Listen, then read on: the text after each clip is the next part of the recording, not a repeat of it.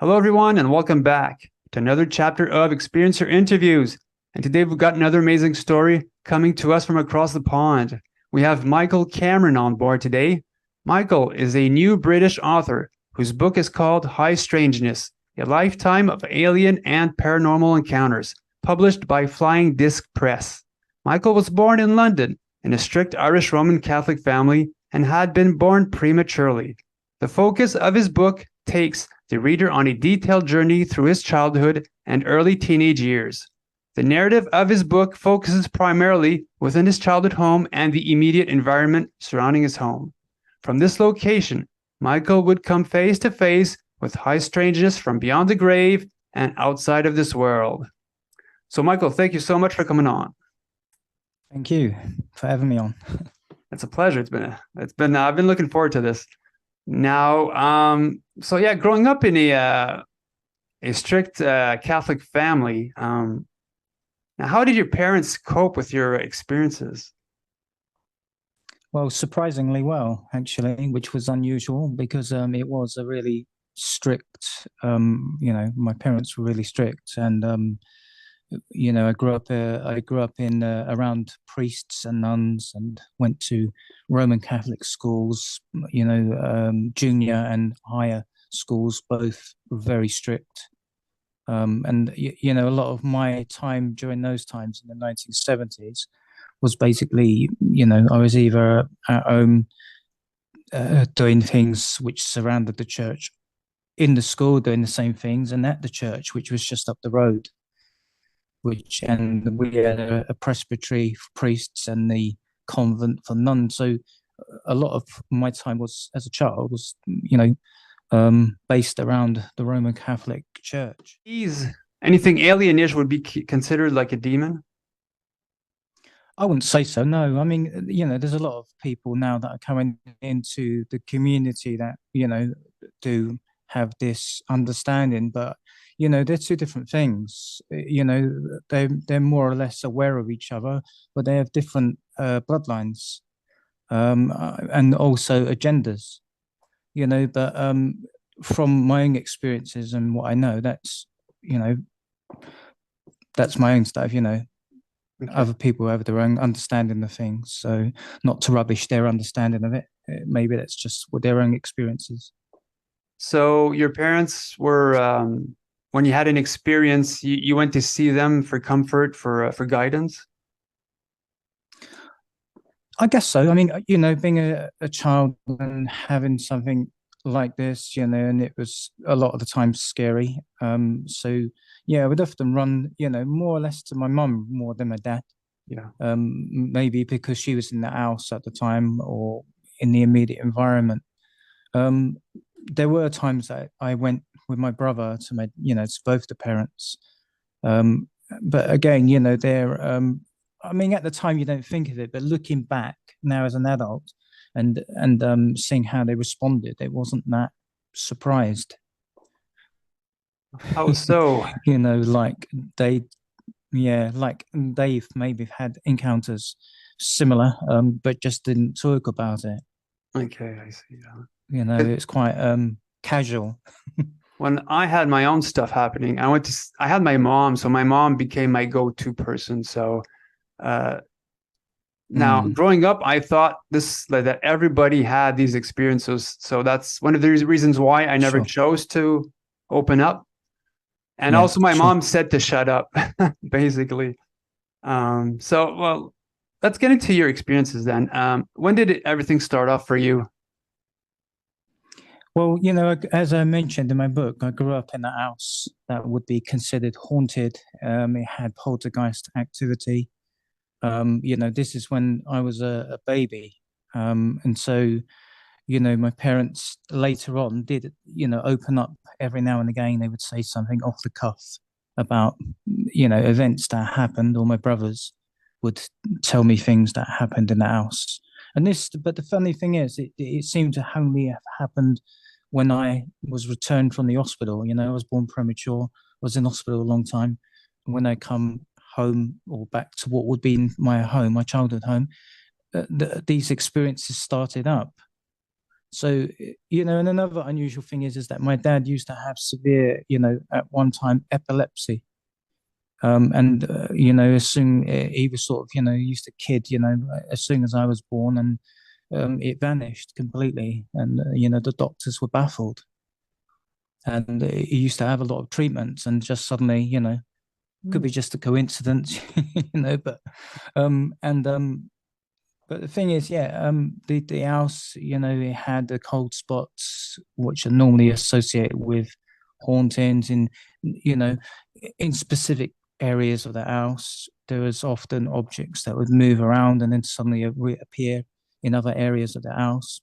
Often when this happened, this did happen actually later on when I was, going to junior school, and I remember me and my brother, we were blamed for that, because the parents thought, but it wasn't us, but then when we did explain that, they did believe us. But, as a baby and that, my mum used to hear disembodied voices when she was upstairs in the house alone. And, they used to call her name. And when she turned around, there was nobody there. There was a strange banging on the walls in the house. The wall, as I explained, the walls of the house were solid. If you hit them, it would be a thud, just, nothing really. But these were echoing in the nighttime, and this would go on and on and on until my dad used to get up out of bed and go downstairs to, to see what it was. And there's nothing there to explain this unusual banging sound.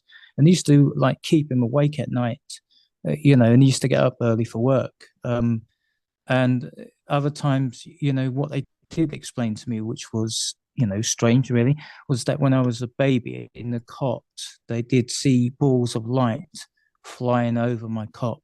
And also various types of beings or creatures were spotted standing, looking down at me in the cot.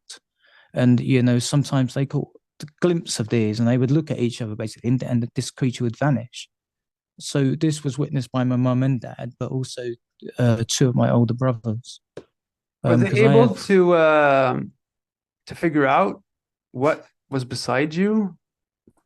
no, not really. I don't know if I still to this day don't know if they, had experiences. I do believe my mum was an abductee. Um, I know my dad did have paranormal experiences, but he was somebody who didn't talk about things like that. He was just like nuts and bolts. He was an engineer, he was a nuts and bolts, kind of person.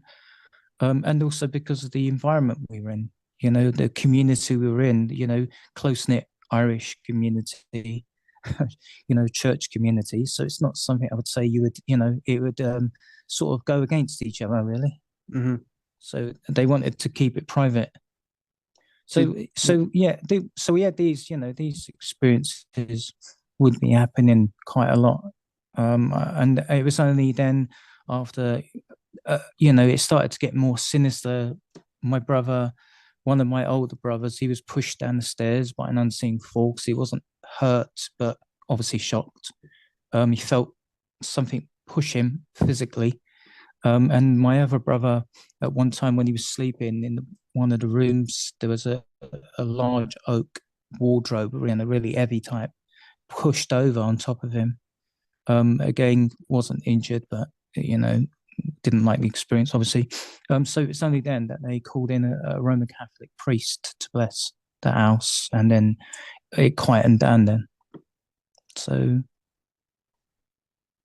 the worst off I had was having my trash bin open and close. well, So that's it. Yeah. So that's the worst. But I'd get body taps at night yeah, yeah. just to wake me up, just a little reminder we're still here. And so yeah. Well, compared to yours, wow. How do you find that then? Do you find it's they're quite friendly, aren't they? No, they're Usually the friends. Yeah, taps. Yeah, nothing ever bad came out of it. no, no, no. They're normally good. Yeah, but Just to say, we're here, like you said. yeah, it stopped when just before I had my open heart operation done on me. Okay. So I think I might have had like a foot in the tomb, as we say. and Yeah, like one foot being alive, one foot in the like close to death. So like a part of me was like in between, I suppose, and that's why things started off like that. sure. But yeah, so has your other brothers, did they also have like ET stuff happen to them? Um, I wouldn't say my two older brothers, but I have another brother who's 2 years older than me. He shared a few experiences with me as when we were children. But as I explained, I don't know if he continued to have experiences like I did. I don't know. We don't talk now, but I've not spoken to him for over a decade. I did have an opportunity to speak to him whilst I was writing my book, and he did. And this was just to go over the past. And I was asking him, "Did you remember?" And he went, and before I could, continue, he stopped me and basically finished the sentence. And he said, "Yeah." So he remembered those experiences. And my brothers did say, my older brothers did tell me that these experiences were spoken about later on between my parents, just not to me. But it was spoken of. And there was only one time, I guess, my mum once asked me about an experience, and she said, "Do you remember, Michael, this, and that?" And I went, "Yeah, of course." And I said, "How could I ever forget?" So, they remembered my parents. It wasn't something that we just said and it was just forgotten about. It was something that was, ingrained, I guess, in the family Okay, wow. as so it did come up, and I'm glad that I asked him as well, and also I had to ask his permission to be mentioned in the book, Yeah. and he did say yes, so Oh. So yeah, so let's get into it. At what age did everything start off for you? 4 years old. Mm, okay. So and I've heard from other experiences, that abductees, that it's around that type of age Yeah. you tend to have these type of encounters. I suspect it's earlier. Mine started off at the age of 2.5 or 3, because Mm. my brother was born when I was 4, and these events happened before that. So, but I doubt we'd remember before anything before that. Well, being as a kid, we don't start to remember anything other like at the age of 1. So yeah, but so what happened to you at the age of 4? I mean, I did have myself. This was something I experienced. I don't know if my brother did, but one of the things that I started to have happen is, what my parents first thought was to be invisible friends. So, but the invisible friends that I had were adults. They weren't children, and they were what you would now look upon as the Nordic types. So the classical, Nordics with a very tall, a very athletic looking, very, good looking, long blonde hair, piercing blue eyes, Oh, I started to have these connections with these particular beings. So obviously at the time, again, I didn't know who they were.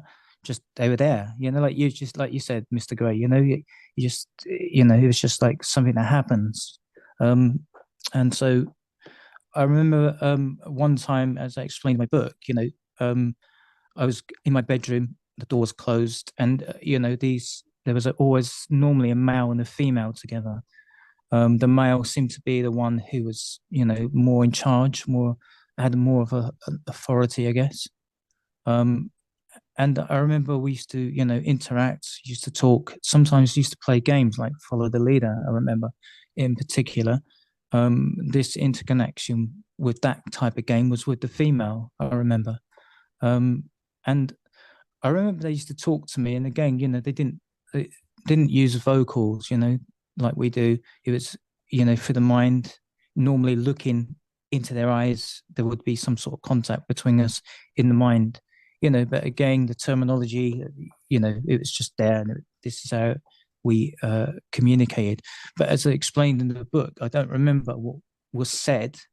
I'm pretty more of a person that remembers visually rather than sound. I'm quite sharp in that way with images. And I remember though my mum coming up the stairs when I was having a conversation with these, and they were standing close to the window. The door, bedroom door was closed. I could hear her coming up the stairs, and so I continued speaking with my two friends. And I remember her standing outside the door, opposite on the opposite side of the door, because I could hear the floorboards creaking with her weight as she shifted. You know, um, but then she did come in and she was like stood there looking a bit puzzled, asked me, who are you talking to? Who are you speaking to? And I said, my two friends, because I turned away from them, you see, to look at my mum. And then when I looked back to sort of, say, look, this is my mum, they was no longer there.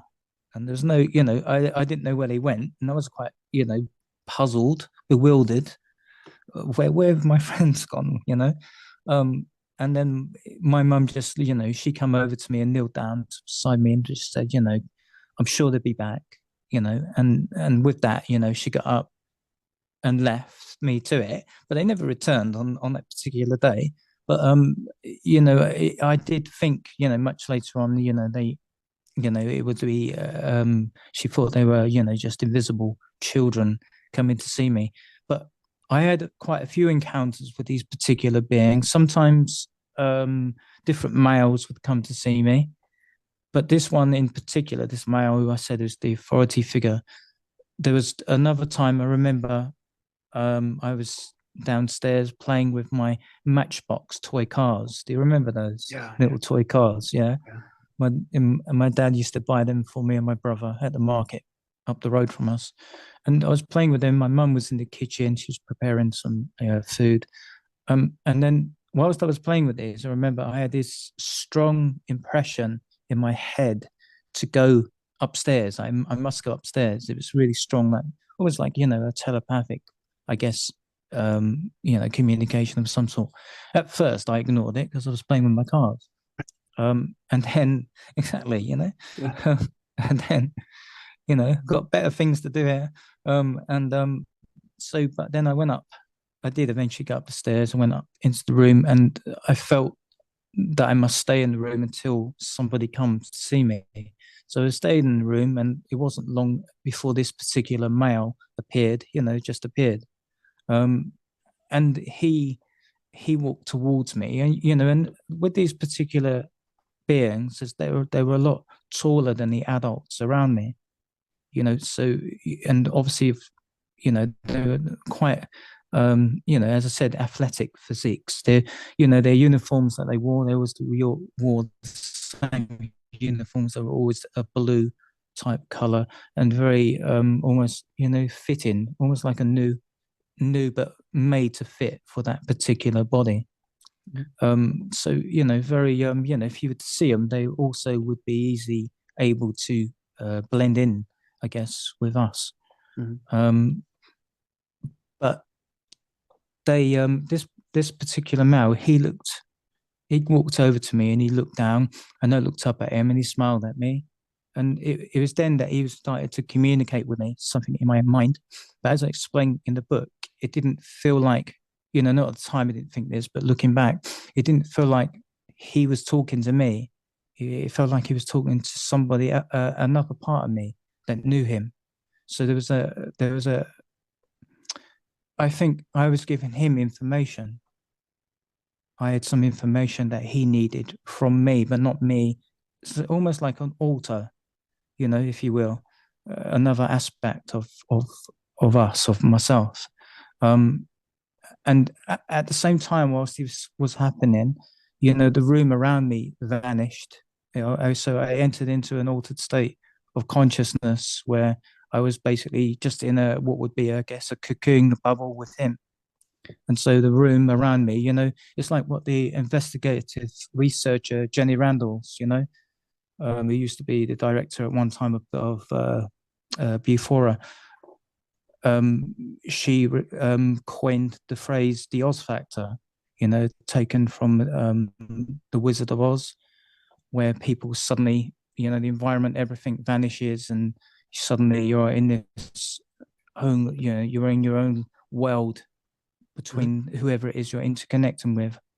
And So this happened, but then you see the thing is when I come out of this altered state, he was no longer there. And the only thing that I had though, I had a feeling of fear. Something had happened. I didn't know what it was. I was frightened. I was very afraid. And I just run from the room down the stairs, and I just went to my mum, and I said to her something had happened and couldn't explain really what it was. And she just comforted me as best she could. And I went off and went back to playing with my cards. And it was like, this particular feeling of fear associated with them started to begin with me, that something wasn't quite right.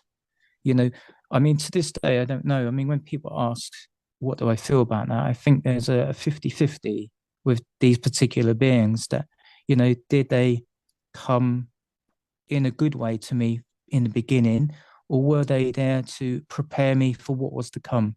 And if that was the case, were they preparing me because they were working alongside the others?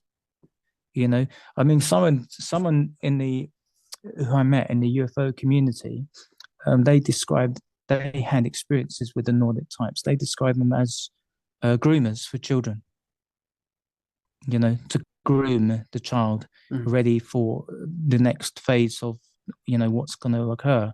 I mean, in my book, I do say maybe these other particular things kicked them out of the way, knocked them out of the way, and said, "No, it's our turn. Mm. You've had your time with him. The good times are over." A bit like that. I mean, this is I mean, I haven't got the answers. I'm just trying to reason and my own reasoning. I don't really know. It could be either one of those mediums, couldn't it? Really. So I don't know. Mhm. I mean, we haven't got the answers really. It's just what we explore with our own experiences. So it could be either one of those, Mhm. or it might be neither of them. Did you ever get a name or a knowing where they were from? I didn't know. This is something I'm looking into at the moment, through various sources to see if I can, find a location for these particular type of beings, from where they may have come from. And hopefully I'll be successful soon with that. Mhm. So what happened after that? Did the eventually the visitation stopped, or did another race came in? No, no, this is when me and my brother, we were out in the school because I lived in the school house, so in the grounds of the school. So my dad was he was the school keeper, caretaker to the school. There was another school which was built before this one, which was an older building just after the Second World War. Um, and he was the caretaker there. He was at one time, in the Royal Air Force during World War II. He was a flight engineer.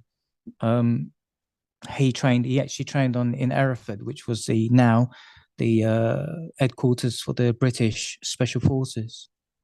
So, and this particular land was owned by the Rothschilds family, as far as I know. Um, and my mum, during World War II, she worked in the munitions factories and built Lancaster bombers. Um, and she was like really, really, really intelligent. So during her time on the shop floor, because she was clever. She was promoted to the office where all the men were. I mean, it's not a big deal now, but during the war, it was a big deal Mhm. to have that type of position. Um, and so on this particular day, yeah, me and my brother, we were out on the green. We were kick around football, soccer, just playing around. It was a war, it was a hot summer's day. The school was closed for the summer holidays, so we had 6 weeks summer holidays. So my dad would go over and be in the school working with cleaners or anyone coming into the school to deliver items. And me and my brother, we went off my brother suggested, why don't we go and take a stroll around the school? So, there was no one around. but it was a busy working day in London. On the outside there was lots of warehouses, lots of business going on. One of the largest police stations in London is actually in this area just opposite my house. So there was always lots of police cars going up the tearing up the road with their lights flashing, blazing, and sirens going. Um, and so we went round to where what would be the school hall, where the gymnasium, equipment is, and a library, and two of the junior classrooms. And there would be two staircases leading up to two concrete platforms. And my brother, he went up to the first platform, and was what I remember is kneeling down close to where the stairs were, and I was actually looking at red ants playing on the ground, just curious to what they were doing. And I remember my brother calling out and saying, "What's that? What is it?" And then when I stood up and I looked what he was doing, I went up to where he was and I looked to where he was pointing in the sky, which was, clear blue sky. And what I see at that time was a silvery type metallic craft, saucer shaped craft, which was, moving, like floating like that. And it was up in the sky and it seemed to be coming closer to us, to where we were. So we were both looking at it. And again, we entered an altered state of consciousness. So there was would be missing time, I guess, in between being in that state and going off somewhere. I don't know, in the mind. Um, and I remember I come out of it first, this altered state, but my brother looking across at him, he was almost in a zombie state, looking at the sky but not moving. And it took several attempts to, rouse him, and I had to call his name a few times, and to the point, where I was going to shake him, but he did come out of it. And but then this craft, whatever, this saucer type craft had gone. So I don't know what happened in between that time we see it and this state we went into. But again, like the feeling with the Nordics is a feeling of fear again, needing to get away from this particular place. My heart was pounding, something was wrong. And I just ran from there, and my brother followed me.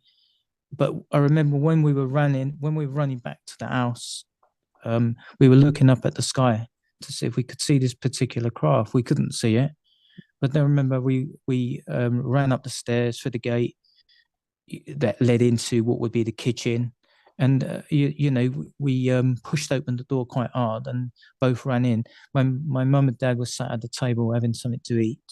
And my dad scolded us because we scared mum because they didn't expect us to come in. So my brother told my dad, and he just responded. I remember they both looked at each other. There was a bit of a silence, and he just said, just it's okay, nothing to worry about. Just go out and play, but let us, see, make sure we can see you. And again, we had this. It was a casual response to something which was clearly unusual. So that was the first time, I guess, with my brother that I remember having an experience like that. But the thing is, though, you always wondered, did anyone else see that? Because as I said, it was a busy working weekday, very busy week, and where this particular craft was, there was outside the school perimeter of the grounds, there was the large warehouses. People always busy looking out the windows. If it had been there, they would have seen it. But did we just see it? That's the thing. Again, with this Oz factor, this is what the Oz factor means. You could have 10 people, and out of that 10 people, only 5 people may see that particular craft, where the other 5 won't see nothing. So there's a reason perhaps for that.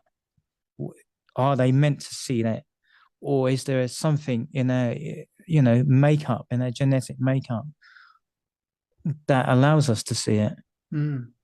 Perhaps we have different brain waves that are able to see this type of phenomena where others are unable to, you know. Um, and often you see this as well with people on the spectrum, people that are autistic or ADHD, they seem to have a lot more encounters with either the paranormal, with cryptics, or with these particular type of craft, or interactions with, non-human, ETs or other type of creatures. And I think there could be something in that, because of the brainwaves are slightly different with people that are autistic and have ADHD. And I've met quite a lot of people now, in these communities that have that are on the spectrum. So I don't think that's a coincidence. I think there's something in that. When I called in my first craft, now this was in 2013 in August, fairly warm outside. So we did a CE5 on my front lawn for 45 minutes. And when the craft came overhead, just above the power lines, it didn't go fast. It glided slowly. Everybody was outside, my neighbors, their children. Nobody saw it except me and my fiance at the time. So I do believe they show themselves to those that they do want to show themselves to. But Yeah. yeah, so or it's like you said, it could be like a genetic thing. I don't know. I think it is something. I think it's a mix up between the two. I think the frequencies in the brain, definitely have something to do with that. Why people see and why people don't. Now, do you remember anything that might have happened during that state of like consciousness that you were into? Did you? Because I wonder if you was there any missing time, first of all? There was a little bit of missing time, but you see, the thing is, I don't remember, but during the 1990s, it was more or less in the 1990s that I started to, really look into it more, to investigate what had happened. I mean, I had lots more experiences, continuously rolling over. And I did at one time, look to have regression hypnosis. But when I went to quite a few, and I was told I was mad or laughed at, and then I never went back again. And it's only recently that I've started to look again to have that done. But in the UK, they don't do that now. In the UK, it's frowned upon by the British hypnotherapy, establishments. They've even warned me against it. So, which is a shame. In the United States, you have a lot more of that. So what happened after that? Did other did the beings the Nordics ever stop coming? Yeah, they stopped. They stopped coming. After that one, my brother and myself, we had another encounter with what would now be considered to be a tall grey. So, and this happened, inside the school itself. So again, it's the summer holidays. Me and my brother, we went into the school. There was no one in there. There were earlier on. There was cleaners, but they'd all gone home. Parents were in the house. We were in the, in the, we were went into the main school building, and we went up the stairs into what would be like a corridor. Um, and in between the corridor, there was on the left hand side would have been the children's library, or the library, small library. Opposite would be the secretary's office. But where we were playing itself, there would be the internal boys and girls toilets. So we decided to play, hide and seek. And I remember I went hid, somewhere in between what would be, an enclave between the toilets. There was a little spot I could get into, and my brother was counting. When I remember when he reached 5, he suddenly there was a silence. I could no longer hear him, and at first I was going to come out, but then I was thinking, oh, he's tricking me, and then he's going to jump out on me, being the big brother. And then so I went out to investigate, and then I see him standing where the secretary's office was. and he was looking. There was two brown doors, one door that led to another door that led into the school hall. So he was looking then, and I was looked to where he was looking, and it's a little bit bizarre, but there was this strange looking tall grey creature, like big head, dark height, black eyes, and it had long spindly arms, which went basically, I guess, down to its legs. It was very tall, and it was standing next to the piano. So the school apparatus, gymnasium equipment, which bolted into the wall, was on the what would be the left side of him, and on the right hand side would have been the gymnasium cupboard where the mats and stuff were kept. And he was just standing there, this strange creature looking at us. And again, we experienced this feeling of being in that cocoon state, that vacuum. Again, and not we didn't know what happened. Something clearly did. Again, with no memory of what happened. And then, when we come out of it, this particular being had gone. And again, you have this feeling again of fear. It's just crazy, just feeling of fear. And we're running again, get out, get away, but it's when we were going back, my dad was coming through the main doors and up the staircase. So he met us in between. And, we told him what happened. I mean, on this particular time, he looked at us like searching our faces to see if we were, joking, messing him around, and he could see clearly we were frightened. And, he just told us to wait there and he went to investigate, but in the school, you say, the doors in the school were locked. There was no windows broken, no forced entry or anything. And he come back, about 20 minutes and said there was nothing there.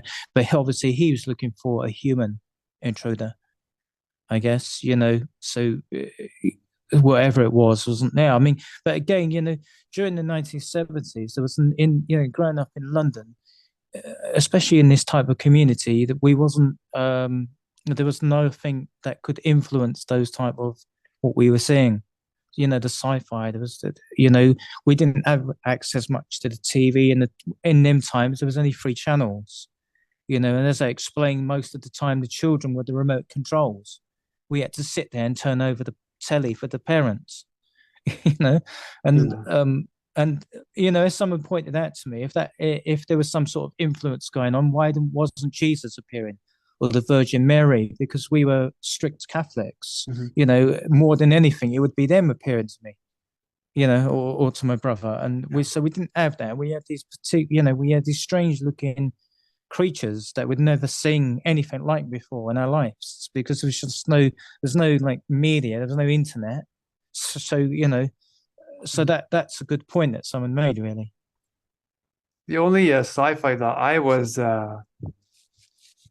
was brought up on was basically Star Trek and Doctor Who, really, because Sure. also we had only like three channels too, black and white TV.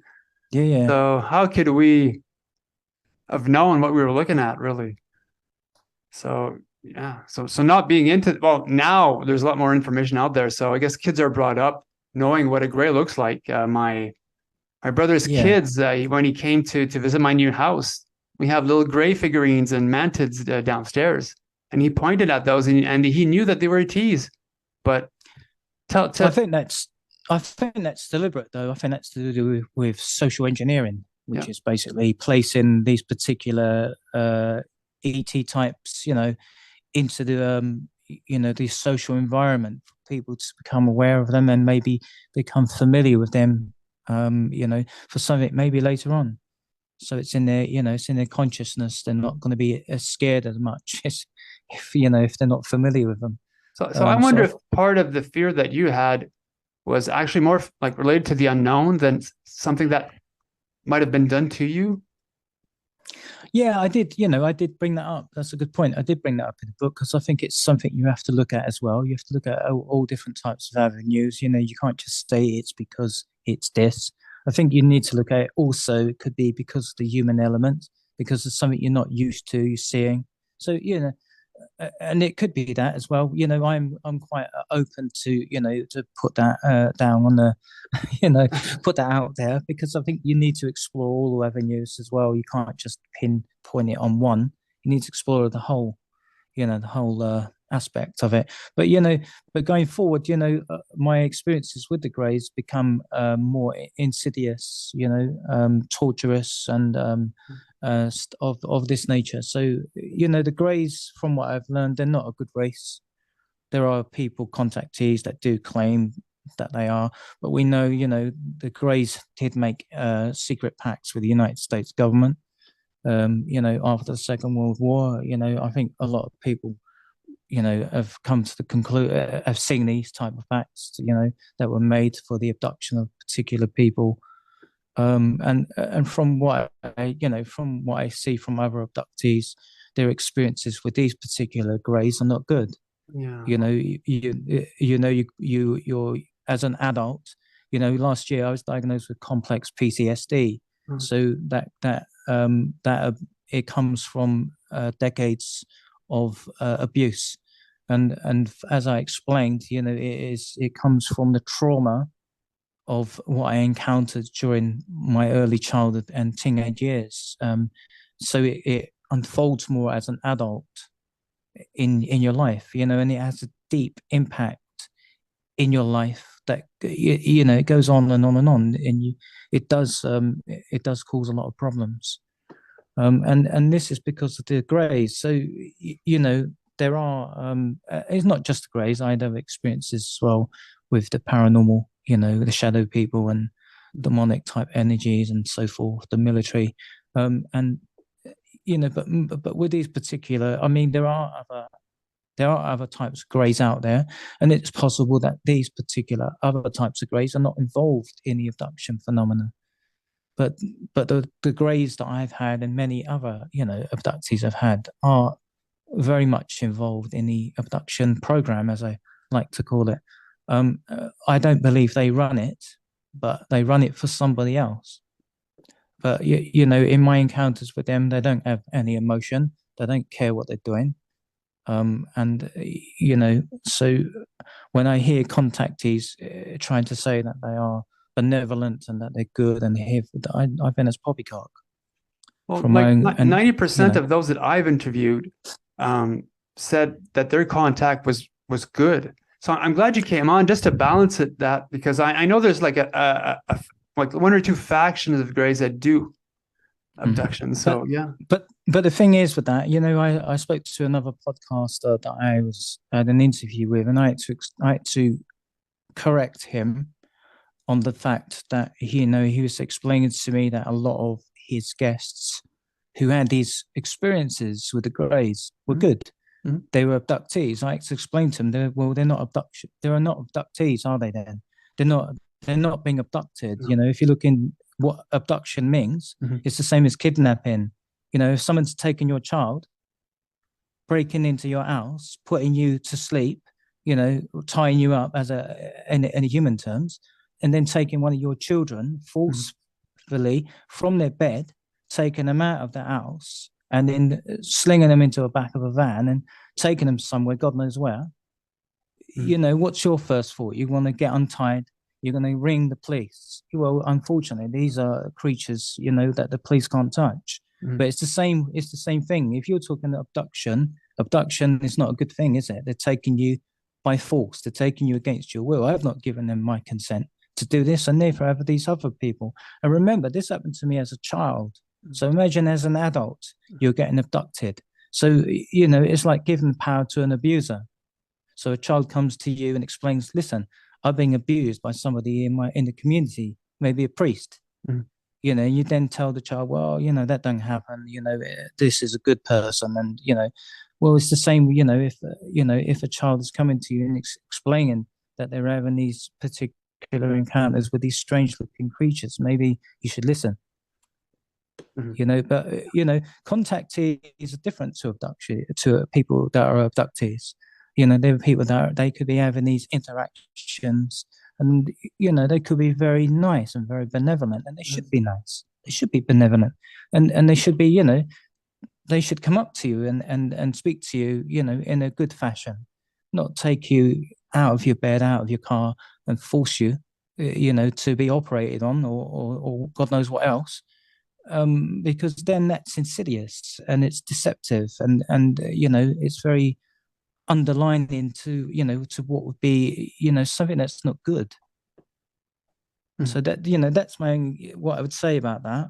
But it's a very important subject, but it's also, what happens to a lot of children. It's not good.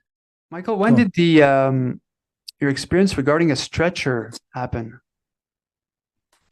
That was around, I guess, that was again as a child, probably around, the age of 5 or 6. This was in the house that I lived in. There was 3 bedrooms. I shared a bedroom with my brother. We slept in the same bed, um, big bed. I remember being woken up one night. Everyone being in bed. Obviously it was probably late. Something woke me up. Something was wrong. I had a feeling something was wrong. You have this feeling, don't you, in your gut? As a child, I was always very sensitive to, I would say, these type of energy, electromagnetic type energies and stuff. Um, and I remember looking down, at the base of the bed, and I saw these 3, what would be greys, I guess, standing at the base of the bed. My brother, he was asleep. He was always asleep when then things happened to me. Even when I tried to, knock him with my elbow or shove him, he would never wake up. Um, and a lot of the time, my parents never come when I called out. So, and my parents' bedroom was literally next door to where we were. So you walk out, and my parents' room would be just there. And On this particular night, I saw these 3, greys. They were at the base of the bed, just looking, and then 2 of them moved away and floated towards my side of the bed. It was then that I realized I was being floated up. So I was floated up above the bed, and then I was then placed down into what would be a stretcher, a black stretcher. It was a small one for a child. And I remember my body was paralyzed, I wasn't able to move. But as I describe in the book, I was able to move my eyes. So it was later on that I realized, after different types of encounters with these particular creatures, that they're not able to control the eyes. So you're able to see to some degree, around you, not necessarily fully, but you can see, but you can't move your body. So I was paralyzed, and remember the stretcher started to move up above the bed and move across the bed slowly. And it went basically through the glass, of the bedroom without breaking. So it went through to to the outside, and it lowered down onto the roof. So the roof acted like a balcony. So the roof was for the room below, where I had something else happen to me much later on. Um, and I remember for a while just being on the stretcher. Obviously, it's dark outside. You can see the buildings around me, and these greys moving through the glass. Um, and then again, my brother was still asleep. And then I remember the stretcher rising up, and I could see, my house and the tree beside it, which was lower down, and rising up into the sky. And I remember there was a full moon out, but also I remember there was a secondary light source, but I couldn't see what was around it. But I remember rising up, and I could see, as I'm laying on the stretcher, I'm looking with my eyes, peripheral vision, and I can see that there was a pub on one side of the road, which was called the Scarborough Arms. It was a very old pub, and some buildings, and I could see clouds. And then the next thing I remember, it's daytime, and I'm in my bed. It's the morning time, and I'm bleeding from the nose. And it was from this particular experience that I started to have continuous nosebleeds, which I previously didn't have. And I remember my nose here, it was always sensitive. It was also later on that I started to develop the sinus infections and nasal problems, which I still have, to this day, but not as much. So yeah, so that was an experience I had. But you see, the thing is, though, I've always wondered why did they bring a stretcher? Because the thing is, the Greys have a particular um, methodology that they use when they abduct, and stretcher is not one of them. So it felt to me there could have been a human element, a military element to this, with the stretcher. So, we know that the military do sometimes use, the Greys or other ETs for their own activities, to blame them for their activities. So, it's a good way to cover it. I mean, we have the technology to do this. It's just hidden from the public, you know. Unfortunately, a lot of the people's money go on these black projects, and they never see anything about them, do they? What could be beneficial to the world, unfortunately, is used nefariously for their own selfish purposes. Did you ever get your nose scanned to see if there was an implant? No, I didn't. No. Um, but I'll tell you something that happened to me. It's not in my book, if I'm allowed to share. Go ahead. Yeah, I had much a long, long, time when I was older. I had an experience when I was living in another area of not London but Essex, which is borders London. Another location. You see, one of the things I didn't think about is I didn't think that this phenomena would follow me. So when I left London at a particular time in my life, it followed me to my other house. And not only did it follow me, but the abductions began to increase, and lots of other strange and violent things happened to me there in this house. Which would probably I would call almost like a demonic type house. Um, and so it followed me, and it didn't happen to anyone else. It only happened to me. But in this particular house, though, I remember once going up and to the wash hand basin in the bathroom, and just for a wash. And I remember something in my mouth fell out my mouth, and luckily I had the plug in, otherwise it had gone down probably. But it was a perfect square, metal square, very tiny, like if I can see on camera, very, very, very tiny. And it had, when I was looking at it with my eyes, I could see something on it. So I looked under a microscope, and I could see then it had symbols on it, and it had wires on it, little wires, little wires. And I thought, what the hell is this? And how did it get in my mouth? It wasn't there in the night before, but there was no blood, but it did fall out my mouth. And so anyway, I kept thinking about what it was. So then I come across somebody who lived locally who was a ufologist.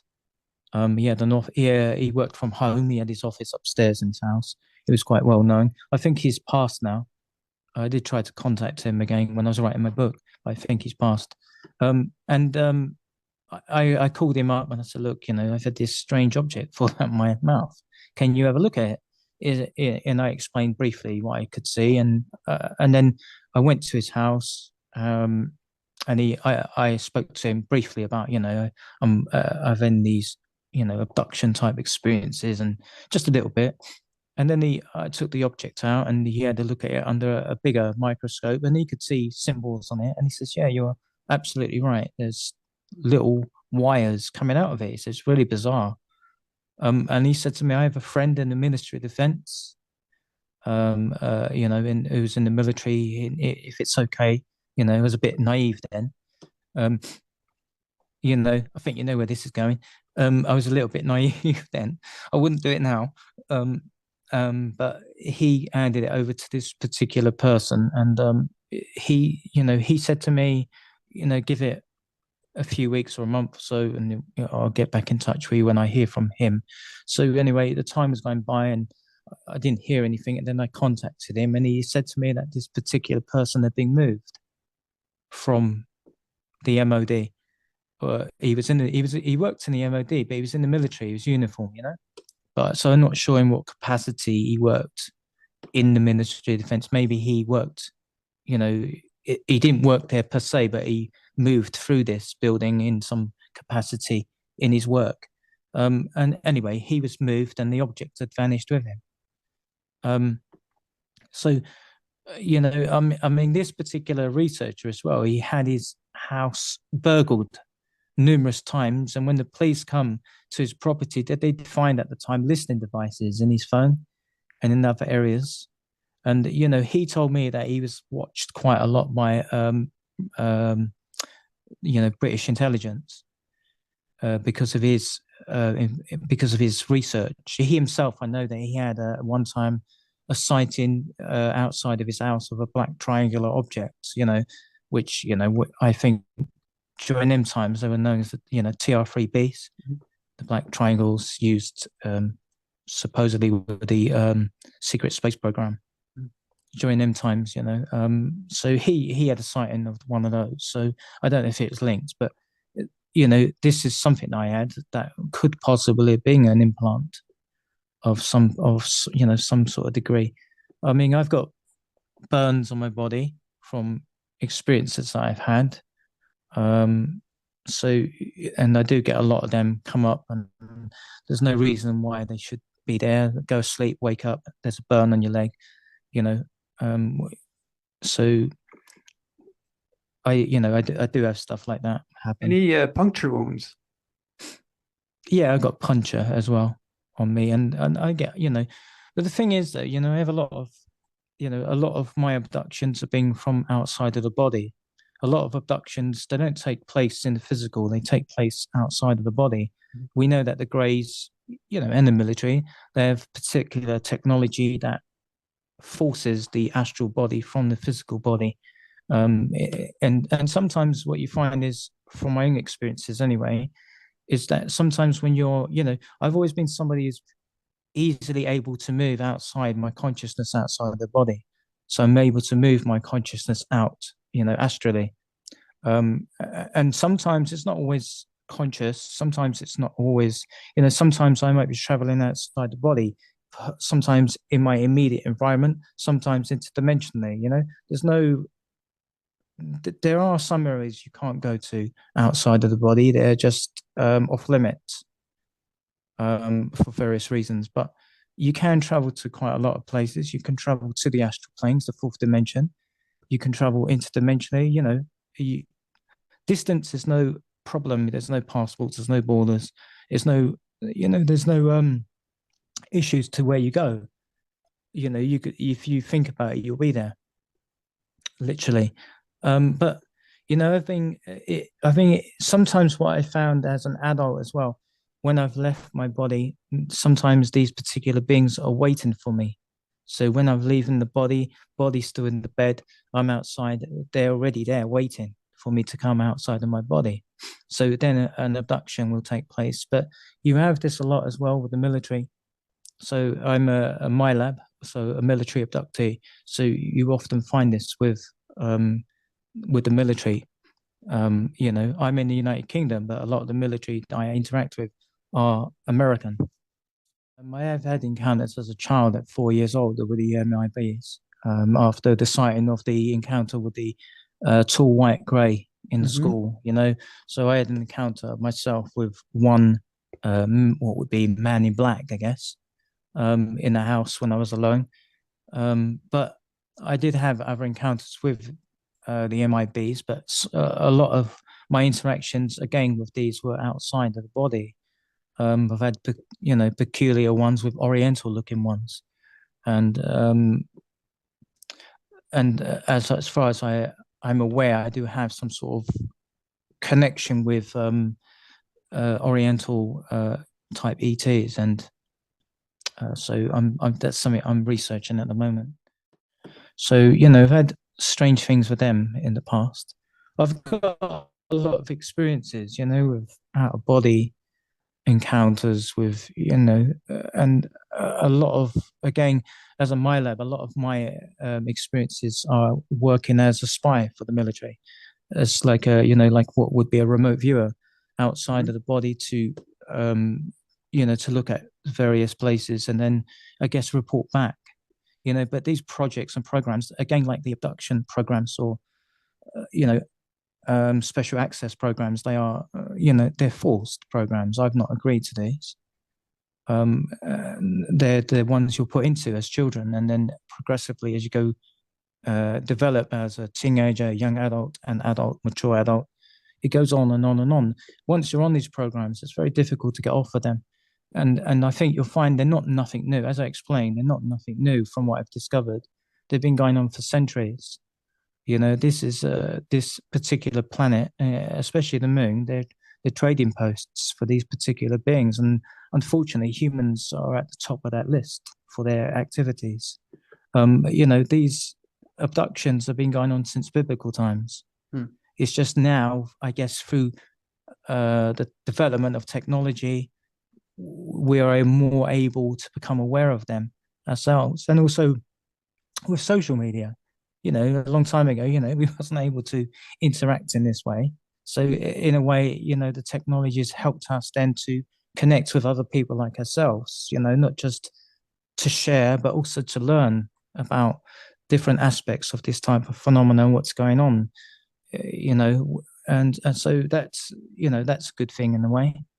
That's Do a you remember positive thing. having to be debriefed? Because you said that you worked as a spy, but you probably had to meet up with other military personnel, or they probably had to debrief you to find out what you knew.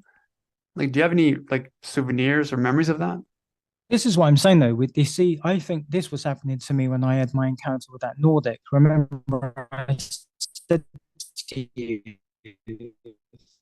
felt like it was talking to another aspect to me. It felt like he was as a child.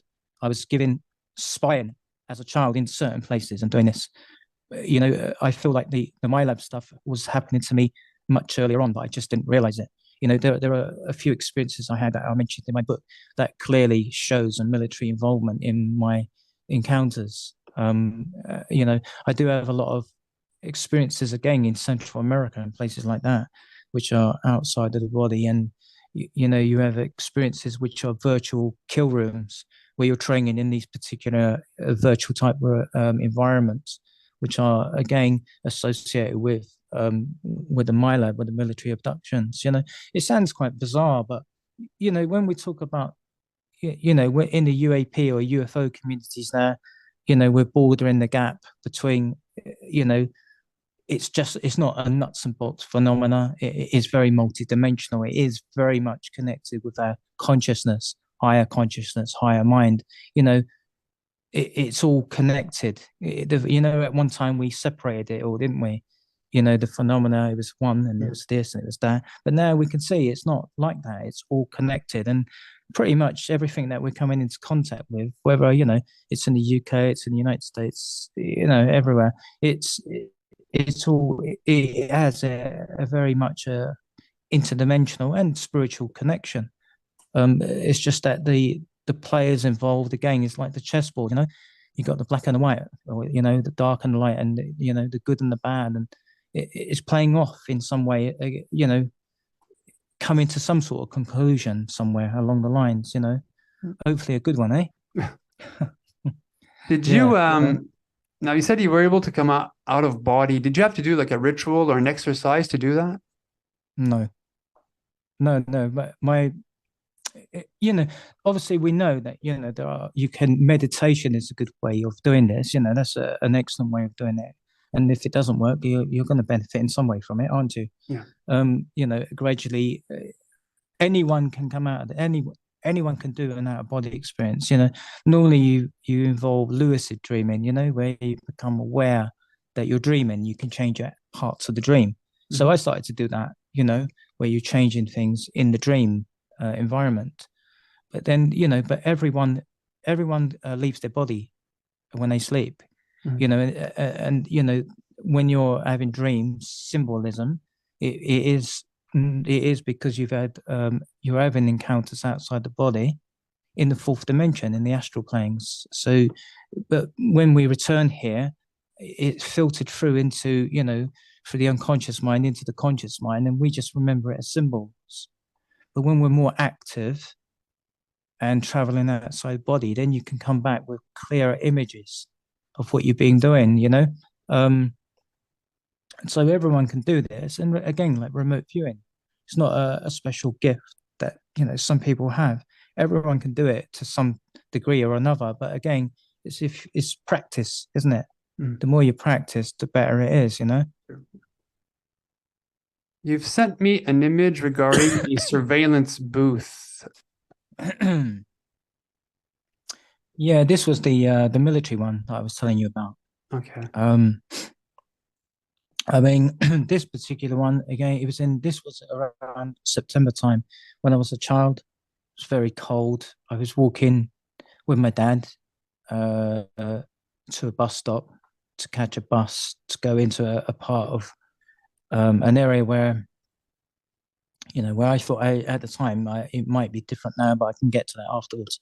What I thought would be the hospital where I was born, which would have been the London Hospital, which is the Royal London Hospital now in Whitechapel Road, in that particular area of London. And I remember going up this green staircase with my dad. He was holding my hand. I didn't know why I was there. It was on the back of the building, like a fire escape at the back of a building. You're going up the back of the building into the building.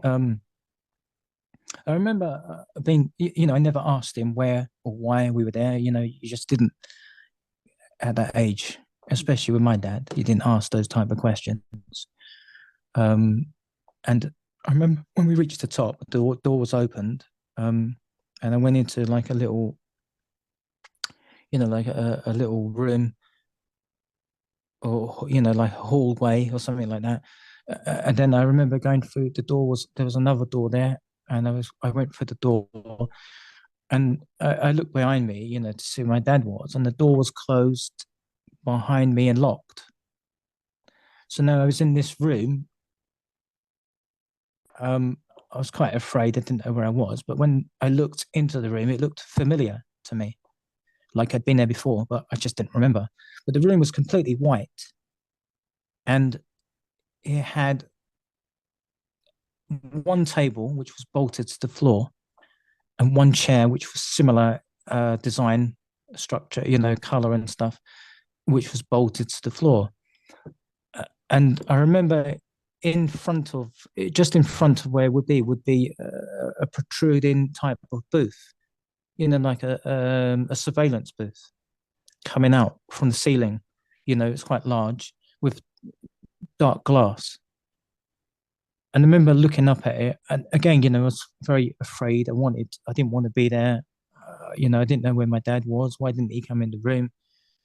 And I remember I sat at the table with my back to the booth, and it wasn't long before I saw that, I see another part of me standing there, which was I was looking from the standing position at the me sat in the chair.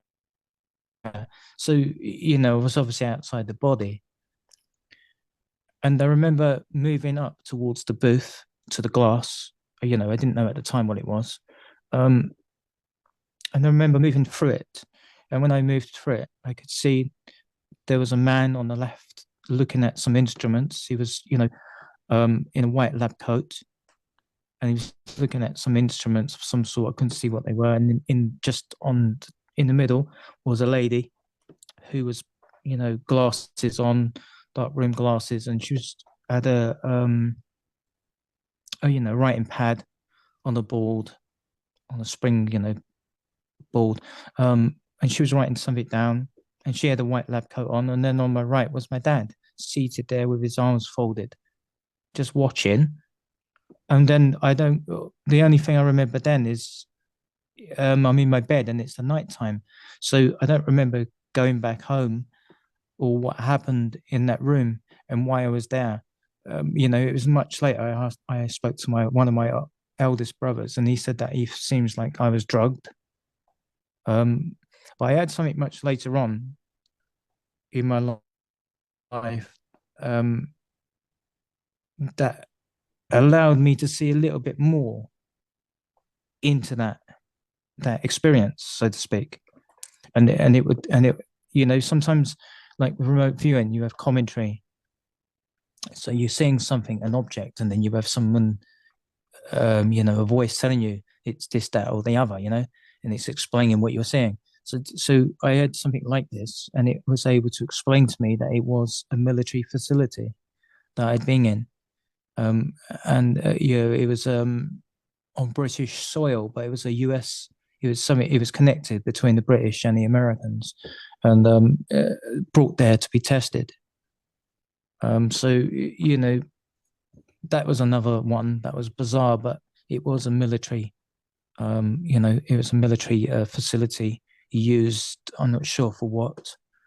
Um, so I'm not sure why I went there. I mean, sometimes I do, think maybe it wasn't even in this time. When you travel outside of the body, you can experience time travel. I've time traveled myself back to my childhood, and just to get a glimpse of my parents, because my parents are past now. So I've gone back into my literally in the school playground where I was. I could see my teachers. I could see me standing and playing, and I'm as an adult looking not far away from myself in my past. And then I get the feeling, why don't I go and look to see if my parents are around? It's like a crazy feeling, but yeah, I've done that many times, and I've caught glimpses of them. But again, with time traveling, you can do this when you start to learn things. It's to do with everyone's surrounded by an aura, electromagnetic type or biochemical field. The more your aura expands through, I guess through spiritual work here on the earth, through the physical and outside of the body, you do a lot of work. You're gradually you're expanding, you're opening up your chakra points. Your consciousness it opens up more doors But to develop and do more things. but if your consciousness was able to go back in time to see this past event, this is an event that you forgot. Yeah. But the difference between that is, you see, you can try to access those memories as well, but the difference with that is the trauma. The trauma creates the blockages. So, and this is what you need to, and it's very difficult to work through the trauma not only that, because of the age. It's like awakening the mind that has experienced something that has obviously caused a psychological breakdown, or emotional problems for the child. So it's like, sometimes it's two things happen with, I think, with not remembering. It's one, it's deliberate. Sometimes we know the Greys and the military are able to block your memories so that you're not aware of their activities or what they've done.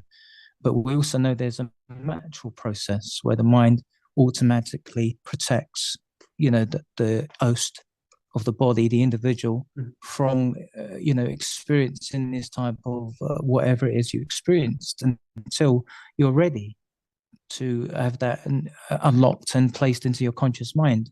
Because to have it too soon can be dangerous. So there's two elements to this. It's a bit of both. It's not always the Greys that are deliberately, stopping your memories. Sometimes it is, again, the natural process of being human. Do you know why that you've been the reason why you've been taken? Because I'm wondering if your parents weren't part of this like society, or perhaps they're because of their involvement with the military that they gave the okay to Grays, perhaps, or the military to do tests on you. Yeah, you know what? It's one of those questions, isn't it? You can always get asked. but I think there's quite a few aspects to this type of abduction and phenomenon and the Milabs. I think it's very much connected with bloodlines, and I think it goes back into various lifetimes. I don't think it's just here. They're very much interested in your past lifetimes. So if you had a like a CV, your resume, Hmm. it's like they're able to look through that to see who you've been, what you've done, and they take from this list various types of skill sets so that they can utilize them for their own projects and programs. Remember, a lot of the a lot of my labs, a lot of people that are military abductees, they have specific skill sets, and sometimes they're not able to use them here, but they're able to use them out there, and they're enhanced and they're able to use them out here, but not they might only be able to use a little bit here, but not as much as they do outside. But those that run the projects don't have these skill sets. They need people who have those particular genetic traits. So they use us. I mean, a lot of the alphabet agencies in the United States and in the UK, they use people on the spectrum. A lot of the DUMs, the deep underground military bases, a lot of those that work in there, they are obviously mind controlled and they're programmed, but they're also on the spectrum because they have particular skills um, that that others don't have. Um, and I think they're very much interested in that. You know, they take our skills, they enhance those skills, they use them for their own benefit. They don't ask permission; they just use them. And then again, they mind control you. There's a lot of trauma involved, control in various ways. And the thing is, though, it's hidden a lot of the time. It's hidden from the general public. They don't have a clue what goes on in the background. But unfortunately, these programs exist, and and sometimes they close them down, they reopen them, and just put a stamp a new name on them because the technology and the science is evolving, and they're understanding much more um, within this type of phenomena and how to neutralize it and use it for their own purposes. And again, it's never ever good. It's always about control. Right. It's always about who can we control, what can we control. It's very fear based. If you have to control someone, you're obviously in fear, aren't you? You know, so makes you wonder, doesn't it? Who fears who? Yeah. I had a possible MyLab back in 2013 or 14, but I had shadow beings in my bedroom and I was drugged up during that event. And I had a black hole appear in my bedroom doorway moments Okay, well, before. So I was wondering, yeah, you did talk about seeing shadow people or shadow beings. What happened? my ones actually, I've had some recently, but my ones that I had when I was, let me see, how old was I? When I was a teenager, I had some as a teenager that I had one to do with like what would be the whole hag type figure. Yeah, yeah. And so mine bordered on rape, literally, as a teenager, where I wasn't able to do anything. And this particular creature come to me and she would, the feeling, again, you had that feeling something was wrong in the room, and then suddenly this horrible looking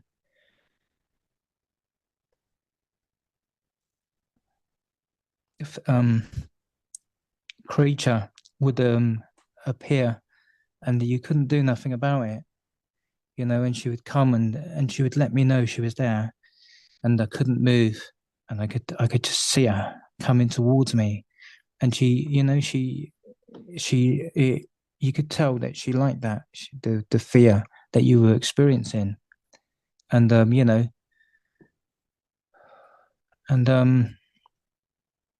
and she used to and anyway it was a sexual attack and it used to go on and on and on and I couldn't stop it. You know, and so I find it difficult to talk about it, but yeah, it wasn't a good one. But if you don't talk about it, how the fact that you are talking about it, others might uh, connect the dots to some of their own stuff and realize that what they've been Yeah, going through is actually true and it's not in their head. So, but yeah, it's just I think it's because you're not in control as well. yeah. It's losing your control, isn't it? And something, when you're asleep, when you're in your bed at night, you're vulnerable. If you are having these type of experiences, because they always come at night, don't they? There's a certain time that they come. Could be like the witching hour between 3 and 5 o'clock. There seems to be quite a lot of phenomena that happens along those times. Hmm. Maybe for some reason it gives them great access to this world using portals. Perhaps that's only it's not based on facts. It's only my reasoning. Hmm. Um, but you often find a lot of this phenomena does happen during the night, and when you're in bed as well. People see the shadow beings. They're not sitting up half the time, are they? Or they're walking around. They always do it. They always come to you when you're in bed. Because your body, it lowers um, your the frequencies in your mind change. They're lower, don't they? So you're much more relaxed. Hmm. Your body's switching off really, or your mind's switching off, lowering itself from your day-to-day activities. So I think, and also when you're in the bed, you're vulnerable. So something can come in. You're much more easily able to be attacked or become a target when you're laying down as opposed to when you're standing up, and Hmm. you're more on alert, aren't you? You've got the fight or flight syndrome, so you're more likely to be geared up for something that's coming towards you, even if it's to jump out the window, as long as you're not high up. Thank God, no. or or what I mean though, Mhm. but you're more able to become able to defend yourself. But when you're laying down, someone's got they got the take on you, haven't they? And you get it with all these type of creatures as well. The greys always when you're in bed. It's not often they take you when you're standing up, um, or in the car, yes, but again you're sitting down. Mhm. You're in a position where you're much more vulnerable in a car as well because you're in this enclosed environment. It's harder to get out the door. Your mind's working overtime. What is that? So it's difficult. So they know this, don't they? Obviously, they're not stupid. They're very cunning and they know what they're doing. Very deceptive and know what they're doing. So they're not knocking on your door, are they? And saying hello, I'm so and so. I'm a man in black or I'm a Yeah. shadow person. You know. Now, do you remember ever waking up on a craft? I have had experiences, yes, but my memories to them, I can't really go into detail because I do have some, but these are the things that I would need to look at for regression. Mhm. Um, I have very faint but fragmented imagery of certain things, but not enough to describe to you, in detail, really.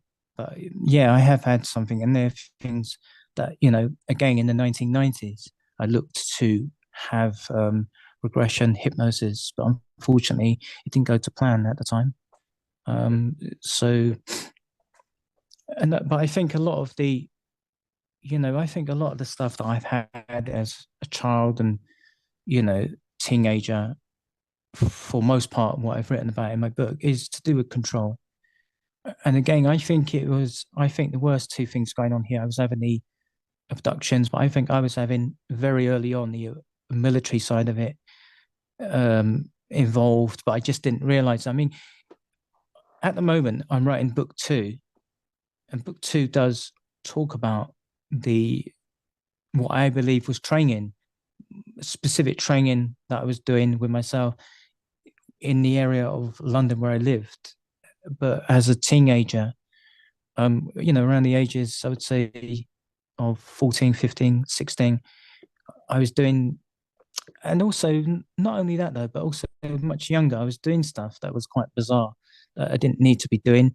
But looking back and looking at it deeper and with new eyes, I can see clearly, that there was some type of military involvement with my training in carrying out specific tasks as a child, as a teenager.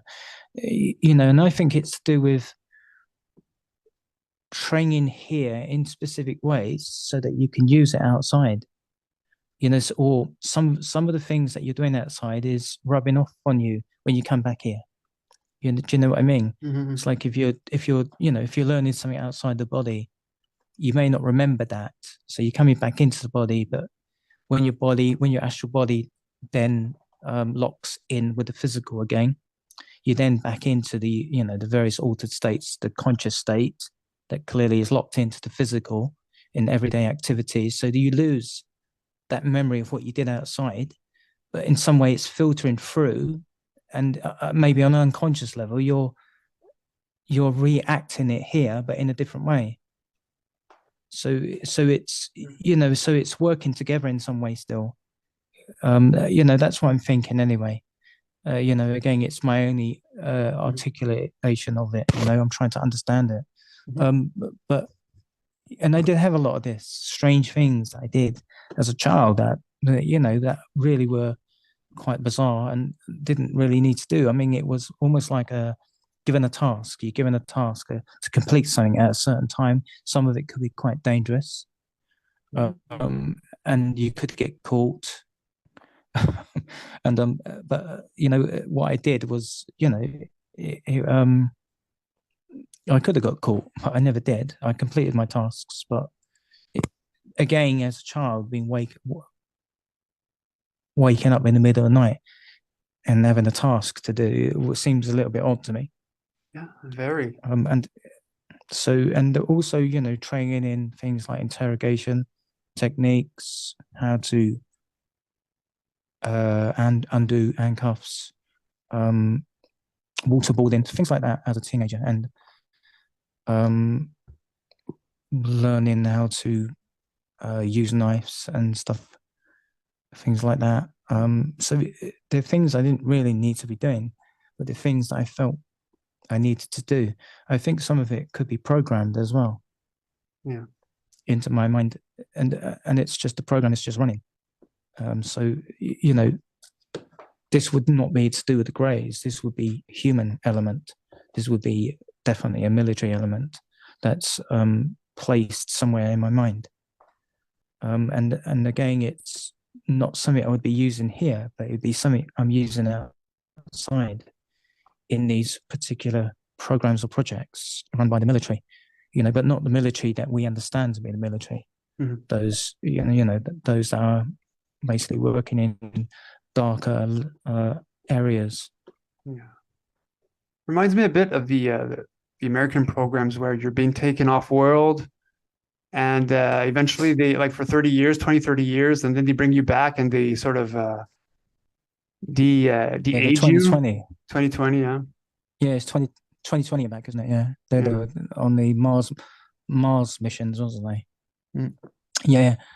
I mean, someone did say to me, and Milab said to me that that they believed that I was on the 2020 back. Because it doesn't matter if you're in the UK, because it's interdimensional and you're dealing with things like time travel. It does. I mean, it's really bizarre, but and it's really sometimes difficult to get your head around it when you start looking at timelines and stuff. Mm. It's quite a complicated subject. Even for people that are experts in physics and stuff. But that's what it seems to allude to. It seems to allude to, you're on these, but again, it's not. And the thing is, one of the things is, what I have to, speak about is, at no time do I ever think that I'm special or chosen to do any of this stuff because I'm not. I've been a victim of this stuff. I'm not a victim now because I'm much more aware of it, and I'm trying to heal from it, and obviously share, like you said, Mr. Gray, to share it, and to get it out there. But so if someone did say to me once, "Oh, you must be special because you're having this," they've obviously chosen you. Well, and actually, I said to them, I'm not special and I'm not chosen. I didn't ask for any of this. Why would you? Why would you go through any of this? No one in their right mind would go through anything. I mean, if you're a contactee and you're having a Mm. positive experience, well, why not? But but on the opposite side of the coin, you wouldn't ask consciously to be part of any of these type of projects or programs because of the, not only what you're experiencing, but what you're doing outside on them projects is never good. It's never good. And then when you start to remember what you did outside on them projects, that's another level of trauma because it's not going to be good. What you're doing for them is not going to be good.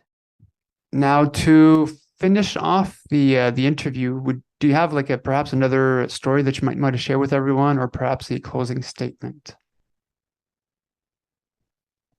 I can share a story if you like. Okay. I can share a story about um, being in the area of the school where my childhood home is. It's only recently that I've learned, for various means, that the large playground did have, as a child, an active portal underneath that was quite large. I've had this verified through various sources outside the body that this was recently told to me that there was an active portal under this particular area Mhm. of the ground because my childhood home had been built. The location itself had a quite a dark history. So and we often know this. The best-selling author Paul Sinclair, Mhm. who done the forward for my book. He coined the phrase, location is key. So he explains that that various locations will have a specific history to it that then will, I guess, accelerate or this type of phenomena. It's sometimes it's not unusual that you're in a location that's experiencing paranormal activity because of its history. So there seemed to be a link. So he coined this phrase and he allowed me to use that in my book. Use the title of one of the chapters, "Location is Key," to describe my little location, which was the area of my home and the grounds of the school were linked historically with events that weren't so good, like during World War II, the Blitz, where the Germans destroyed a lot of London. In this particular area of London where I lived, it was literally obliterated by the bombs. I've seen actually some black and white pictures of this that I found when I was doing research for my book. Unfortunately, I didn't put them in my book, but they were quite interesting to look at. And also in the area where I grew up in London, so if I went one way, 10 minutes one way, I'd be at the Tower of London. So where they keep the jewels, the crowns, and the beefeaters and so forth. You would like that, Mr. Gray. And and then on the other side was the City of London.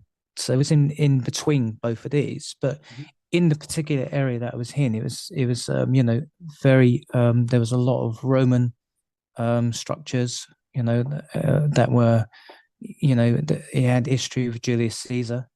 He'd been there at one time, but on the location of my house, the blueprints of my house, it was actually once a burial ground for lepers during Roman times. So they took the lepers and they placed them in this very spot where my house was, and it was a Roman burial ground for people that had leprosy during Roman times. And they just chucked them in there in this hole. Um, and just the opposite as well, where I lived, there was I remember as a child there used to be lots of pottery. You could pick up pieces of pottery that were from those times. Mhm. Sometimes coins you'd find. So there was, a lot of the time there was a lot of archaeological digs in this area. So because you got the Tower of London as well, which is again, very much associated with Romans. So that there could possibly be a link if there was an active portal. I mean, when there was, outside the body, I have interactions with, what you call ascended masters or, archangels. So I was told at one time that they could see me as a child parachuting in to this location, to where this portal was, in order for me in some way to be involved in closing it down, but Wow. I don't think that went to plan. Well, no wonder your house was had poltergeist activity. Yeah, uh, I do believe that the location is, the history of the location. If I went into a house, I'd want to research the house, to see its history. If anything, it's obviously, if possible, it's not going to have anything that's going to cause any problems like that. But if anything, you can find some really good information out about its history. I think if anyone's buying an old house, or especially, a house that looks too good to be true and it's cheap, I would say, do your research. Yeah, thanks for coming on and sharing with everyone, because yeah, you had to be first of all, you had to have a lot of courage to write the book, to come public with this. Thank you. And so thanks again. I appreciate you having me on as a guest. I've been looking forward to this one. Thank you. And to those watching, hope you enjoyed today's interview. I'm your host, Mr. Great. Again, more interviews coming up, and I'll see you guys next time. So, take care, everyone. Hello, everyone. This is Mr. Great, and thanks for watching today's episode. If you are an abductee, contactee, or experiencer, and you believe that your story could help others, please feel free to contact me through my YouTube channel email. When it comes to experiencers, the ET phenomena, and the future, remember, truth will out.